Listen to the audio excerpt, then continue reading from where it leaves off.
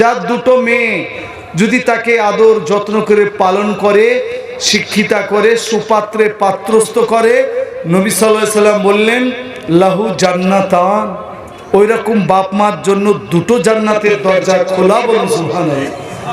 আর আমরা মেয়েদের প্রতি কদর না করে লুক করে হজে যাওয়ার আগে বেটাদের নামে জমি লিখে দিলাম, না হলে বেটিরা ভাগ পেয়ে যাবে।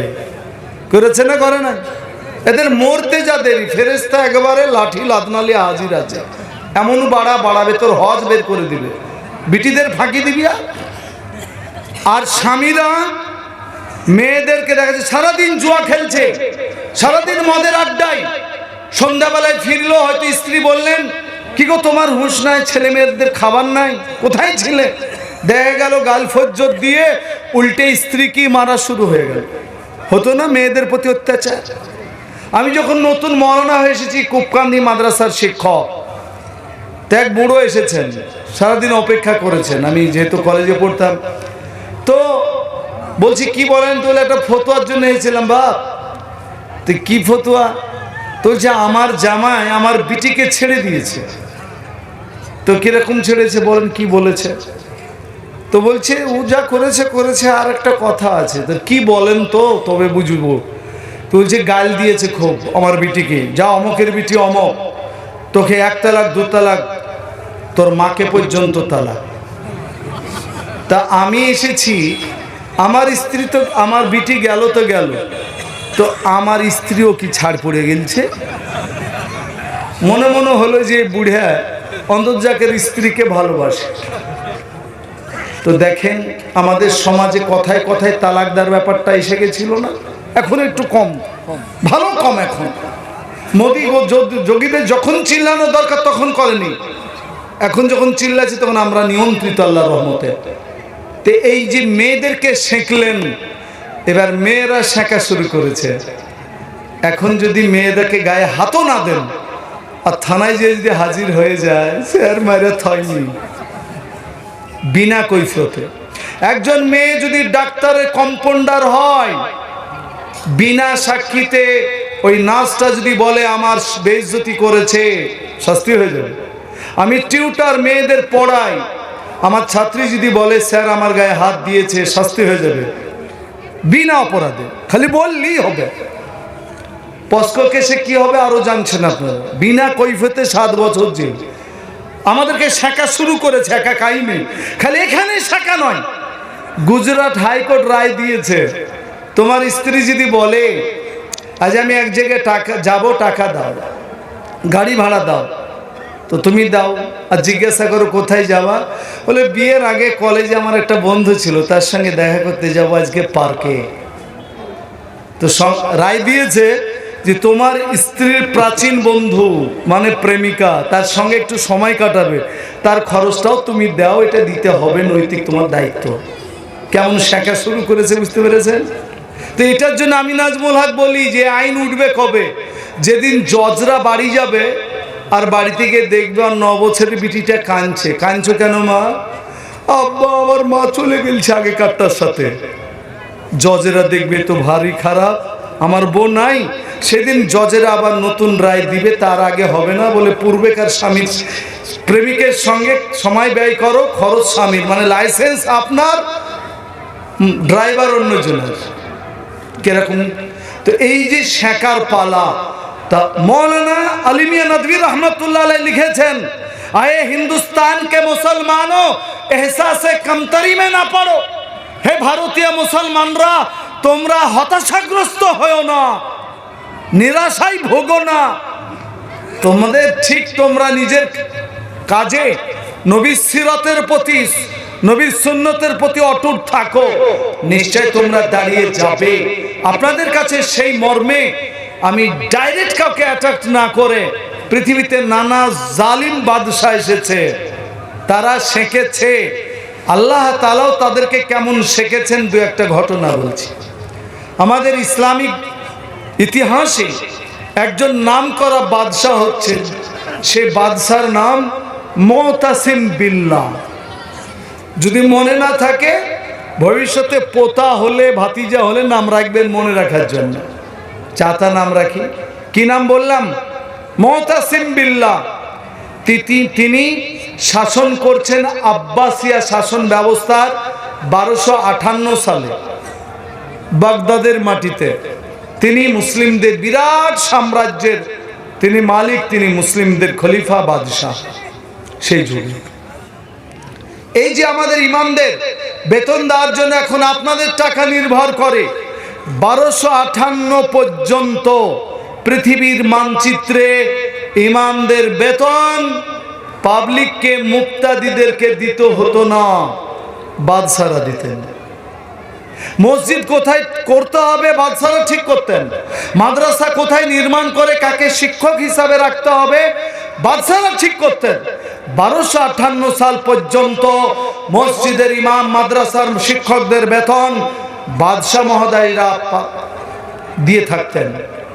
মুতাসিম বিল্লাহ এমন সুখের, তার সাম্রাজ্য বড়, তার সেনাবাহিনী বিশাল, বিরাট অর্থ ভান্ডার, তার দেশের ইনকাম বেশি, সুখে দেশ চালাচ্ছেন, কোনো গোলমাল নাই। হঠাৎ করে গভীর রাত্রে তার কাছে একটা চিঠি হাজির। চিঠিটি খুললেন, বাদশাহ মুতাসিম বিল্লাহ পড়ে দেখলেন চিঠির লেখক হচ্ছে হালাকু খাঁ। ইংরেজিতে কে হালাকু লেখা হয়েছে, হালাকু খাঁ। আমাদের অমুসলিম ভাইরা ভারতে এর ইতিহাস পড়ে ভাবলো যে এরাই হচ্ছে মুসলিম, কত নিষ্ঠুর, কত অত্যাচারী, কত রক্ত পিপাসু ইত্যাদি।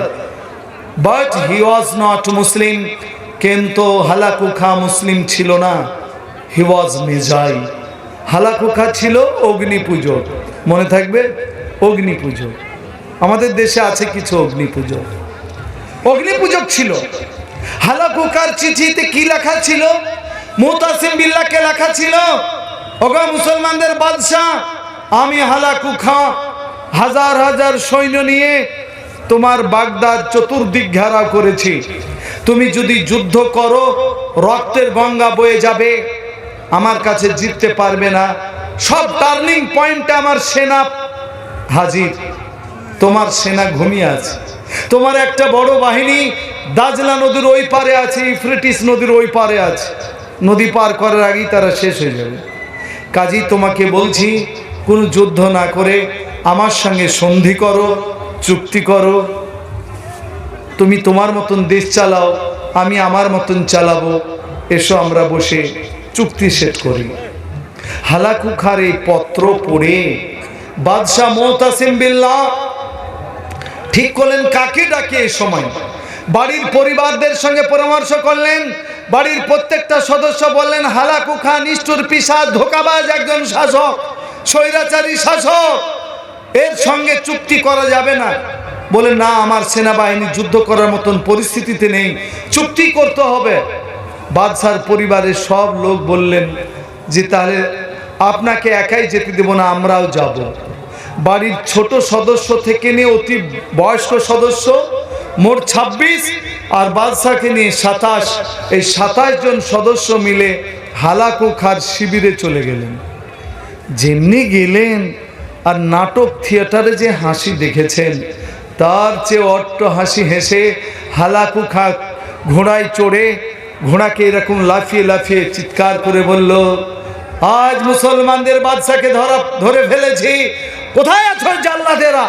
প্রত্যেকটা লোককে, বাদশার বাড়ি, বাদশার শহর, বাদশাহ সহ বাদশার প্রত্যেকটা নারী পুরুষ সদস্যকে পেছনে রশি দিয়ে বেঁধে দাও, হাত দুটোকে পেছনে রশি দিয়ে বাঁধো।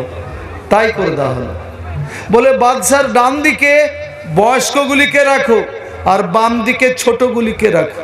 ডানে 13 জন, বামে 13 জন, মোট 26, বাদশাহ 27। হালাকু খাঁ বলল, আমি দেখতে চাই আর বাদশাও দেখুক মুসলমানদের বাদশাহ। সর্বপ্রথম ছোট যেটা হবে, কচি বাচ্চা, তার হাত কাটো, তার জিভ কাটো, তার কান কাটো, গলা কেটে মেরে দিও না, ওকে তোড়পে তোড়পে মারো। আর বাদশাহ দেখুক যে ওর পোতা মরছে, ওর বেটা মরছে, ওর বিটি মরছে, ওর বৌমা মরছে, ওর স্ত্রী মরছে, ওর চাচি খালা মরছে, এক এক করে দেখুক। ওই গভীর রাত্রে 1258 সালের কোনো এক রাত্রে বাদশার মুতাসিম বিল্লাহ 26 জন আত্মীয়কে কচু কাটা করলো হালাকু খার জাল্লাদেরা। তারপর বাদশা বেঁচে আছেন, বললো এবার বাদশাকে কাটো। বাদশাও শেষ। বাগদাদের লোক কিছুই বুঝতে পারলো না। হালাকু খা তার সেনাবাহিনীকে বলল, ভোর রাত্রে মুয়াজ্জিনরা আজান দেবে এদের মসজিদে, মুয়াজ্জিনরা আজান দেবে, আর মুসল্লিরা যারা নামাজ পড়ে তারা দলে দলে মসজিদে যাবে। কেউ বাড়িতে অজু করে যাবে, কেউ দাঁতন করতে করতে যাবে, কেউ মসজিদে অজু করবে। এদের হাতে কোনো অস্ত্র থাকবে না, কোনো ভয় নাই, তোমরা নির্ভীক, তোমরা মুক্ত তরবারি নিয়ে ওদের প্রতি ঝাঁপিয়ে পড়বে।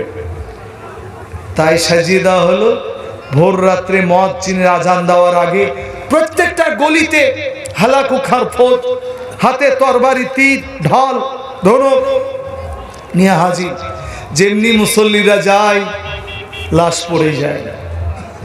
বুঝতে বুঝতে 1 লক্ষ, ইতিহাসে বলা হয়েছে 1,40,000 ফজরের নামাজ পড়তে যাবে এইরকম মুসল্লিদেরকে হত্যা করেছিল হালাকু খার সেনারা।